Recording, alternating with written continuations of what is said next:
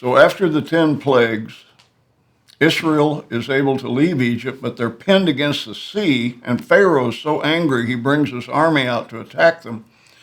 But God puts a wall of fire between the where the Israelites are and where Pharaoh's army is, and he opens the sea by blowing with a strong east wind and piles up the sea, and it coagulates, the scripture says, which I think means it became ice.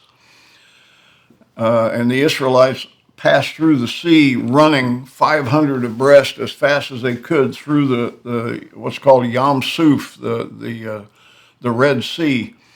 And when they got on the other side, Pharaoh saw the water had separated, and so God came up with the fire across the sea, and Pharaoh comes into the sea chasing the Israelites, and the scripture says the sun came up, and the Pharaoh's chariot wheels began to clog with mud, and then suddenly the walls collapsed, and God used that to destroy Pharaoh's army. In fact, Egypt was destroyed for so long there that for 200 years, there's nothing in archaeology about Egypt for 200 years because of Israel destroying Egypt.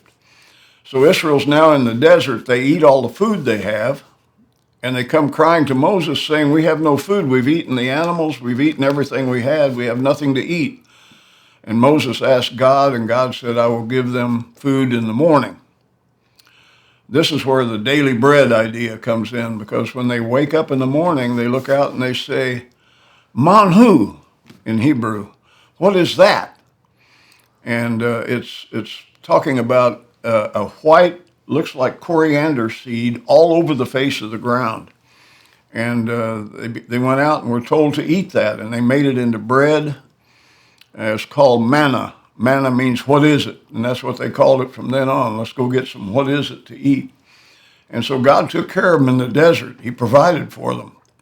And then after he set them free and provided for them, he gave them the law. And he came down on Sinai in a black cloud with thunder and lightning and earthquake and thundered out the 10 commandments in chapter 19. And every man in Israel heard God speak directly to him the 10 commandments. And then Moses went up into the mountain because the people were so afraid of God. And Moses brought down the tablets of the 10 commandments.